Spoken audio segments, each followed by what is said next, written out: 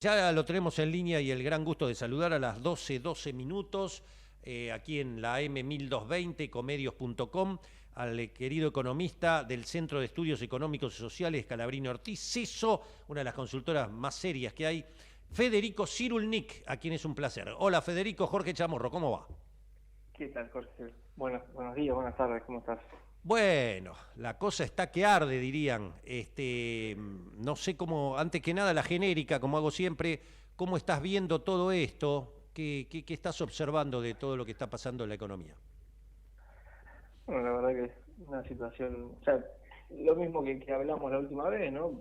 Variables económicas que profundizan su deterioro en términos salariales, en términos de actividad, caída del consumo, eh, en términos del sector externo, que era una de las cuestiones que supuestamente venía a resolver este gobierno. Bueno, lo cierto es que en los últimos dos meses y medio, el Banco Central prácticamente que dejó de acumular reservas, con la cual empieza a ser un problema el futuro cercano, ¿no? El año que viene Argentina tiene que enfrentar vencimientos de deuda, tanto por vencimiento con el FMI como por vencimiento con los bonistas privados, de aproximadamente entre 40.000 y 50.000 millones de dólares para los próximos 3 años, entre 10 y 12 el año que viene.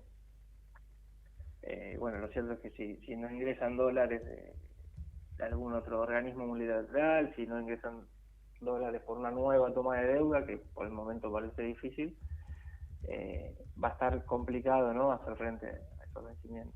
Claro, y eso es lo que explica para aquellas personas que se dejan llevar por la información hegemónica de que el riesgo país sube, baja, pero no baja de un nivel de default, porque esto el mercado lo tiene claro y dice cómo corno van a hacer para pagar estos tipos, ¿no?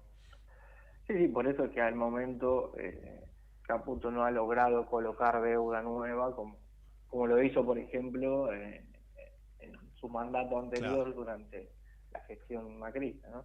claro, claro. Eh, a pesar de, entiendo, haber prometido a Milei que iba a conseguir los dólares suficientes para salir del cepo, lo cierto es que, bueno, por ahora no aparecen y cada vez parece más difícil que aparezca, ¿no? Yo creo que en el mejor de los casos con el FMI se podrá lograr una renegociación exitosa en términos de espaciar los vencimientos, Mm, de claro. patear un poco los pagos que comienzan el año que viene, pero no de conseguir nuevos Claro. dólares, ¿no? Dólares frescos adicionales. Hoy en día todavía le sigue debiendo 45.000 millones de dólares, ¿no? Claro. Bueno, entonces acá me das pie para una pregunta clave, porque cuando hablo con algún economista muy cercano al gobierno, hablamos con De Pablo, hablamos el otro día con Reyes, todos hombres que venden la idea de que está rebotando la economía, que está todo pum para arriba, bueno, más allá de la discusión lógica que uno puede tener, están muy jugados con el blanqueo. Alguno me dijo que incluso esperan lograr más de 40.000 millones de dólares. ¿Vos lo ves viable, Federico, esto? Bueno, es una gran apuesta del gobierno. La verdad, yo no lo veo que pueda llegar a esa cifra. Digo, pensando en dólares que vayan a acumular las reservas, ¿no? Habrá que ver cuál es el total del blanqueo, cuánto de ese blanqueo se concreta en dólares, que es lo que el Banco Central tiene que acumular para pagar los vencimientos futuros, y que una parte importante entiendo que va a ser en pesos, bajo la brecha cambiaria que hay hoy, ¿no? Incluso se está alentando a que los que tienen dólares en negro los cambien en pesos al dólar blue, que es un tipo de cambio más alto, entonces blanqueen esos pesos. Toda esa maniobra me parece que también contribuye a que el resultado final en dólares sea menor, ¿no? Ah, qué Eh, interesante eh, lo que estás diciendo. Es decir, muchos que tienen el dólar en el colchón, por decir un genérico sí, sí, sí. ilustrativo, en vez de presentar esos dólares y dejarlos encajados por un año y medio en el banco, previamente lo liquiden en el mercado y esos pesos, ¿cómo sería? A ver. Blanquean pesos en vez de blanquear dólares. Claro. Y en vez de ingresar dólares a un tipo de cambio financiero, hoy redondeando 1.300, lo estarían ingresando pesos, pero el equivalente a el dólar blue hoy es 1.360, si no recuerdo mal. Ah, pero qué interesante. Bueno, ahí está el problema, claro, porque más de uno también me decía, primero, un jugador grande, no hablemos de la clase media, que bueno, 50.000, 100.000 dólares, 80.000, 30.000, el esfuerzo de toda una vida, habrá que ver. Pero los jugadores grandes, uno me decía, ¿quién va a poner 10 palos en un banco durante un año y medio? ¿Quién se va a animar a eso? Sí, sí, sí, es difícil. Yo creo que tiene muchos beneficios, digo, Sí, prácticamente, sí, ¿no? No pagan impuestos por debajo de los $100.000, eso es una cifra más que importante, entonces creo que en ese sentido va a haber ingresos. Mis dudas son cuánto de eso se va a traducir en acumulación de reservas, ¿no? Eso es lo que yo claro, pongo más en ahí duda. quedó claro. Ahí quedó clarísimo. Y después, la economía. A ver, los de Pablo Reyes dice está rebotando, empezó el piso, ahora empieza a rebotar. El EMAE tiró todo eso para abajo. ¿Cuál es la realidad? ¿Cómo la ves? Bueno, la realidad es lo que lo que mostró ayer el INDEC, ¿no? Venimos de una situación bastante crítica en términos de actividad económica. Muchos economistas ligados al oficialismo veían un rebote, hablaban del famoso rebote en B, después el famoso un rebote más en L. Bueno, lo cierto es que hasta ahora, de acuerdo a los datos que salieron ayer, no tocamos fondo, ¿no? Hubo Ah, una muy qué tibia definición. recuperación en abril, en mayo prácticamente que un estancamiento, porque si no recuerdo mal, estuvo en 0,1 no me acuerdo si el crecimiento o la disminución, creo que una caída del 0,1, prácticamente no hubo movimiento en mayo, y en junio volvimos a retroceder 0,3% en términos mensuales desestacionalizados y 3,9% en términos interanuales. Eso incluso con una recuperación del sector agropecuario y pesca. El agropecuario, por ejemplo, creció 82% en términos interanuales, ¿no? Porque el año pasado, recordemos, tuvimos la sequía y demás. Bueno, incluso con esa recuperación tan grande del agro, el agregado dio una caída del 3,9% en términos interanuales, ¿no? ¿Y esto por qué? Bueno, porque el resto de los sectores, salvo minería, que también creció muy poquito, el resto vienen con caídas muy importantes, ¿no? Metalúrgica, construcción, el comercio, ¿no? Se desploma el consumo. Entonces, la verdad que es difícil pensar en una recuperación viendo que los indicadores de la economía real vienen deteriorándose, ¿no? No hay lugar a pensar, no hay nada que haga pensar que el consumo se va a recuperar si los salarios continúan cayendo, si empieza a crecer el desempleo, que es un fenómeno que hasta el año pasado no era la principal preocupación de la población. Bueno, hoy ya el desempleo empieza a ser una preocupación más importante. El gasto público, sabemos, no va a ser un motor de crecimiento que en otras ocasiones históricas ha actuado como una fuerza contracíclica. Bueno, ahora sabemos que este gobierno no va a aumentar el gasto público. La inversión, quizás en algunos sectores puntuales como la minería o hidrocarburos, ¿no? Que por el potencial que tienen y por algunos beneficios del RI puedan llegar a crecer, pero después en el resto de los sectores es bastante improbable pensar que la inversión va a crecer sabiendo que la capacidad ociosa se viene deteriorando mes a mes, ¿no? Estuvo por debajo del 60% la capacidad, la utilización de la capacidad instalada el mes anterior. Entonces, ¿cuál va a ser o por qué motivo los empresarios que destinan su producción al mercado interno van a aumentar la inversión si les sobra capacidad para abastecer la demanda que se cae semana tras semana, ¿no? Entonces, Claro. bueno, teniendo en cuenta ese contexto, a mí me cuesta pensar en una pronta recuperación. Claro, claro. Suena totalmente lógico. Además, el mismo Caputo busca autoinfligir a la economía una recesión para que no se le dispare la inflación, ¿no? Sí, más que para que no bueno, quizás indirectamente sí.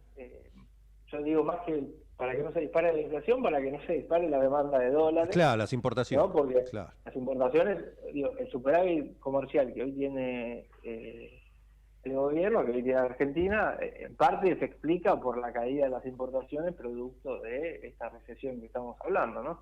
Claro. En un contexto en donde la economía se recupera, se demandan más divisas para importación y ese superávit se terminaría diluyendo y profundizaría aún más el problema que tiene el Banco Central respecto a la acumulación de reservas, ¿no? Claro, clarísimo. Sí, es lógica pura. Y decime, Federico, ¿qué grado de rebote en lo político y económico le darías a la posibilidad de que se apruebe el proyecto de reajuste de las jubilaciones que contemplaría, por ejemplo, si es que es así, desde marzo un reajuste que podría llegar al 40% de mejora en las jubilaciones? Pero me repetí, Jorge, no, te escuché muy cortado el comienzo, sé que me hablaste de las jubilaciones, pero nada más. Sí, ¿qué puede pasar con el gobierno, con los mercados? No digo con los jubilados, con el consumo y con todos nosotros que aplaudimos. Digo, con el mercado, ¿qué puede pasar si se aprueba el proyecto de jubilaciones? No creo que tenga un impacto directo en el mercado, yo más bien tiendo a pensar o que Milei directamente puede llegar a vetar el proyecto si es que sale aprobado hoy en la Cámara de Senadores, con lo cual no habría ningún cambio. Y si no, la otra alternativa, esto lo pienso porque él lo ha dicho abiertamente, si no, la otra alternativa es que busque otras variables para seguir ajustando y no creo que se corra del equilibrio fiscal, ¿no? del superávit que viene llevando a cabo y que promete para terminar el año. Así que me parece que no va a tener algún impacto muy fuerte o un impacto importante en los mercados.